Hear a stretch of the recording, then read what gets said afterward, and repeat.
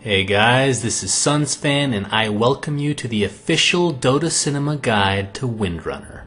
If you aren't familiar with this hero, you may want to watch the introduction we did for her at the corresponding link. Windrunner is an intelligence hero that is picked quite often simply for the fact that she's able to survive what is known as the suicide lane. Aside from that though, she's very useful throughout the game and can be built as both a support and a semi-carry. Skill build. As for Windrunner's skill build, in a normal situation, which would be in a suicide lane, you would want to start out with one level of her wind run so you can get away from sticky situations. And one level of that is usually sufficient until both your power shot and shackle shot are maxed out, with power shot having priority over shackle shot. As far as your ultimate is concerned, you usually want to skip this until level 10 at the earliest. Most professionals don't even put levels into their ultimate until level 14. Item build. A nice starting set of items for Windrunner would include some sort of regeneration for both health and mana, and would also include a couple mantles of intelligence. And of course, if no one has bought courier or wards, you should supply one of those as well. And if you're in the suicide lane, make sure whether you buy them or not that you have wards on you so you can actually block the pulls of the opposing team. Although power treads and arcane boots are viable on Windrunner, most professionals opt for phase boots, giving her a cheap way to gain plus 24 damage. The fact that her windrun does not provide unit walking means this is also an added benefit of getting phase boots. Having lane control and being able to maneuver yourself for an excellent shackle shot are paramount to playing a successful Windrunner. Going towards mid game, a mechanism is very common for both survivability and teamfight assistance. As a replacement or even in addition to a mechanism, Windrunner players pick up Force Staff at a consistent rate. Its use in countless situations will add to the utility of your hero. When you get to late game, all Windrunners that can afford it should try and purchase a Scythe of Vice, aka a Sheepstick, as it adds a ridiculous amount of mana regeneration as well as provides the Sheep ability. And Orchid of Malevolence is also an option here since it also provides a lot of mana regeneration and is a lot easier to purchase. The Silence can also be very helpful against certain lineups that may include a hero such as Storm Spirit. And although Aghanim Scepter can technically be built on Windrunner, it's not recommended because to get the full effect you have to have an orb, which doesn't fit her playstyle whatsoever.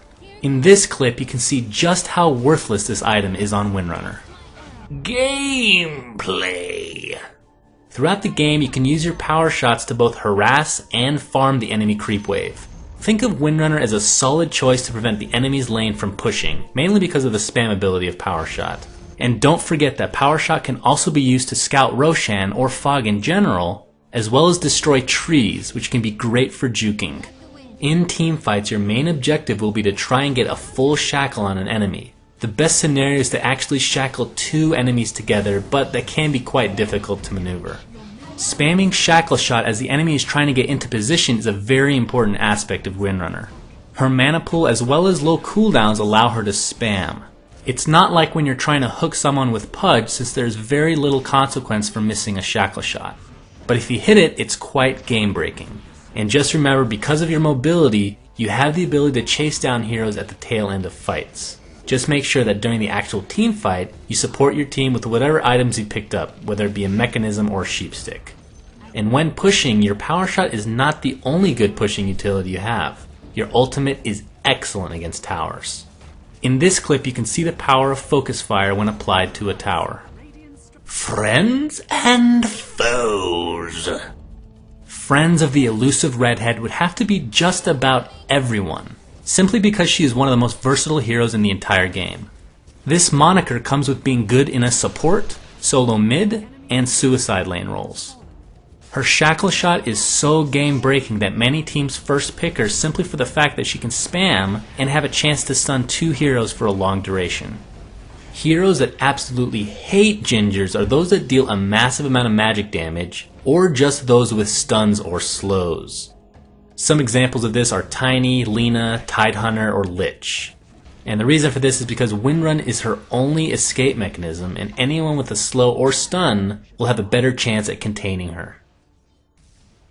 This was the Dota Cinema Guide to Windrunner. If you liked it, please subscribe to our YouTube.